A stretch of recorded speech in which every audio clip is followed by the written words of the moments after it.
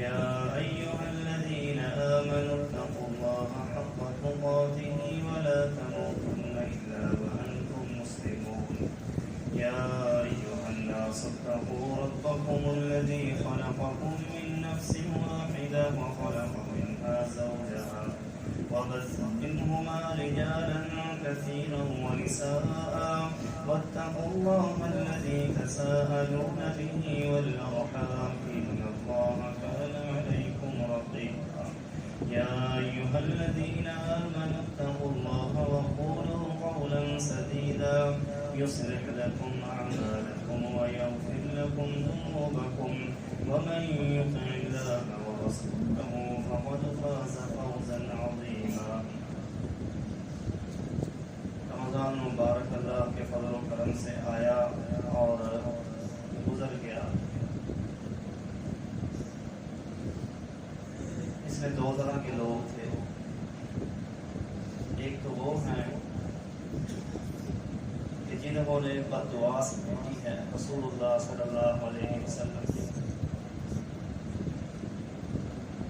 فرمایا کہ تباہ و برباد ہو، خاک آلود ہو وہ شخص کہ جس کی زندگی میں رمضان آیا اور آپ نے بخشش نہ کروا سکا. اور ہم نے دیکھا ہے اتنے ہی ایسے بد نصیب ہیں جنہوں نے روزہ نہیں رکھا. اتنے ہی ایسے ہیں کہ جنہوں نے روزہ تو رکھا تھا لیکن اس کے تقاضے پورے نہیں کیے. اور ایک وہ خوش نصیب ہیں کہ جنہوں نے اس سے فائدہ اٹھایا ہے اور اپنے گناہوں کی بخشش کروائی ہے. اللہ رب العزت سے معافی طلب کی ہے، اپنے رب کو منایا ہے.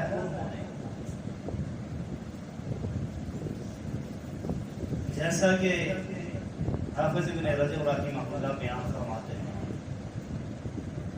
کہ مومن آدمی اس کے لیے رمضان جو ہے وہ دن کا بھی جہاد ہے، رات کا بھی جہاد ہے. دن کا جہاد اس کا روزہ ہے اور رات کا جہاد اس کا قیام ہے. وہ خوش نصیب یہ کام کرتے ہیں. دن کا جہاد بھی کرتے رہے کہ روزہ رکھا انہوں نے، رات کا جہاد بھی کرتے رہے کہ قیام کرتے رہے، اللہ رب العزت کے سامنے گڑگڑاتے رہے. انہوں نے فائدہ اٹھایا ہے. جنہوں نے فائدہ نہیں اٹھایا بد نصیبی سمیٹی ہے، ان کی بات تو نہیں کرتے ہم. اب بات ہم ان کی کرتے ہیں کہ جنہوں نے فائدہ اٹھایا ہے اور اپنا تعلق اللہ کے ساتھ مضبوط کیا ہے. اب ان کو مزید جو ہے اس میں تین جو ہے وہ کام، تین پیغام آج کے مختصر اس گفتگو میں جو ہے وہ دینا چاہتا ہوں. پہلا پیغام تو یہ ہے کہ کثرت کے ساتھ استغفار کریں. کثرت کے ساتھ استغفار کریں کیونکہ استغفار جو کمی کوتاہی رہ گئی ہے، استغفار سے وہ کمی کوتاہی اللہ رب العزت درگزر فرمائے. اور اس میں ایک فطرانہ بھی ہے. یہ فطرانے کا مقصد بھی یہی بیان کیا گیا ہے کہ تاکہ جو کمی کوتاہی ہو گئی ہے، رہ گئی ہے، تو یہ فطرانے کے ذریعے سے اللہ تعالیٰ اس کو درگزر فرماتے ہیں. فطرانہ بھی ادا کرنے ساتھ ساتھ کثرت کے ساتھ استغفار کریں. اور استغفار کو جو ہے وہ اپنے لیے لازم قرار دے زندگی بھر کے لیے. نبی کریم صلی اللہ علیہ وسلم نے فرمایا کہ کل قیامت کے دن وہ آدمی خوش نصیب، اس کا مفہوم حدیث کا کہ جس کے نامہ اعمال میں کثرت کے ساتھ استغفار پایا گیا، ایسا بتا کل قیامت کے دن جو ہے وہ کیا کامیاب کہ جس کے نامہ اعمال میں کثرت کے ساتھ استغفار پایا گیا. پہلی بات تو یہ ہے. اور دوسرا پیغام یہ ہے کہ نیک اعمال کو اپنا دوست بنا لو. نیک اعمال کو ہمیں اپنا دوست بنا لینا چاہیے. یہ وہ دوست ہے کہ جس کی وجہ سے دنیا میں بھی اللہ تعالیٰ فضل و کرم فرماتے ہیں اور کل قیامت کے دن بھی اللہ رب العزت فضل و کرم فرمائے. صحیح حدیث ہے کہ جب ایک بندہ جو ہے قبر میں اس کو دفن کیا جاتا ہے، اب وہ مقام جو ہے وہ اکیلا ہے، وہاں بندہ کوئی اس کے ساتھ نہیں ہے۔ تو حدیث میں آتا ہے کہ ایک بڑا خوبصورت جو ہے وہ چہرہ اس کے سامنے آئے گا، تو وہ پوچھے گا کہ تو کون ہے؟ وہ کہے گا میں تیرا نیک اعمال ہوں، میں تیرا نیک عمل ہوں، نیک اعمال ہوں، کہ جو تو دنیا کے اندر کرتا رہا، یہ نیک اعمال کل قیامت کے دن جہاں بندہ اکیلا ہے، وہاں وحشت ہے، اندھیرا ہے، یہ روشنی بن کر اس کے سامنے آئے گا، بڑی خوبصورت جو ہے وہ چہرے کے ساتھ نیک اعمال۔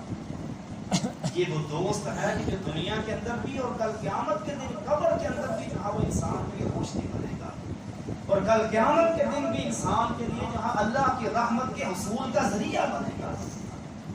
تو نیک اعمال اپنائے ہیں رمضان المبارک میں، تو اب یہ چھوٹنے نہ پائیں، یہ نہ ہونا ہو کہ ہم جیسے ہی اب عید گزری ہے تو 1 2 4 دن کے بعد جو ہے عمل جو ہے وہ چھوٹنا شروع ہو جائے، نمازیں جو ہے وہ چھوٹنا شروع ہو جائے، قرآن مجید کی تلاوتیں وہ ختم ہونا شروع ہو جائے، ذکر و اذکار جو ہے اس سے زبان خاموش ہو جائے۔ ایسا نہیں ہونا چاہیے، یہ نیک اعمال کو دوست بنا لینا چاہیے ہمیں کہ یہ کل قیامت کے دن بھی جو ہے وہ کام آنے والا ہے، اور دنیا کے اندر بھی اللہ رب العزت کے فضل و کرم سے اللہ تعالیٰ آسانیاں فرماتے ہیں۔ اور تیسرا پیغام یہ ہے کہ ایک انسان نیک عمل کرنے کے بعد بھی اللہ رب العزت سے ڈرتا رہے، اپنے لیے عمل کو کافی نہ سمجھ لے کہ میں نے تو بڑے عمل کر لیے ہیں، میں نے تو جو ہے وہ رمضان کے اندر بڑے عمل کر لیے ہیں۔ انسان اپنے اعمال جو کیے ہوئے اعمال ہیں ان کو ادا کرنے کے بعد بھی اس کے دل و دماغ کے اندر اللہ کا ڈر اور خوف ہو کس بات کا کہ پتہ نہیں میرے یہ عمل اللہ رب العزت کے ہاں یہ قابل قبول ہیں کہ یا نہیں ہیں۔ تو انسان جو ہے وہ ڈرتا رہے، جیسا کہ میں واجبت قلوبہم کہ ان کے دل جو ہے وہ ڈرتے ہیں۔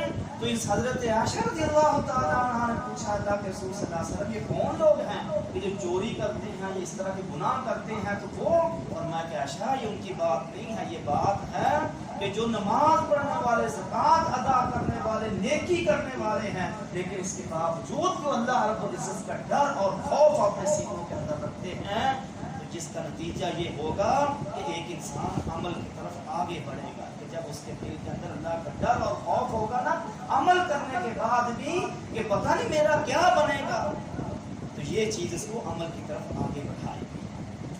یہ 3 جو ہے وہ آج کی اس مختصر گفتگو کے اندر جو پیغام ہیں ہم ان کو اپنے پلے باندھ لیں۔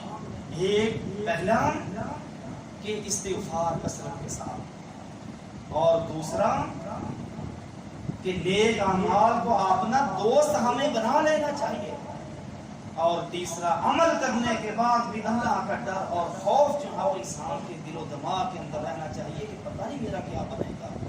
ہم تو کیا چیز ہیں، صحابہ کرام کے جنہوں نے بڑی بڑی قربانیاں پیش کی، لیکن پھر بھی کیا ہے ڈرا کرتے تھے پتہ نہیں کیا بنے گا ہمارا۔ یہ 3 جو ہے وہ پیغام ہیں، اور اس کے ساتھ ساتھ جو ہے وہ عید کے حوالے سے راستہ بدلنا یہ پہلے جمعہ کے اندر بیان ہو گیا تھا، فطرانے کے حوالے سے بھی، اور باقی جو ہے وہ اگر جو ہے وہ کسی کے دل و دماغ کے اندر کسی کے بارے میں ناراضگی ہے تو ان کو ناراضگی کو ختم کرنا چاہیے۔ اسلام اس چیز کی طرف ہمیں جو ہے دعوت دیتا ہے، رہنمائی کرتا ہے ہماری کہ دلوں کے اندر جو ہے وہ حسد، بغض، کینہ یہ نہیں ہونا چاہیے، وحدت کی ضرورت ہے۔ اللہ رب العزت سے دعا ہے اللہ عمل کرنے کی توفیق عطا فرمائے۔ اب ہم اپنے رب سے دعا کرتے ہیں، اللہ رب العزت ہمارے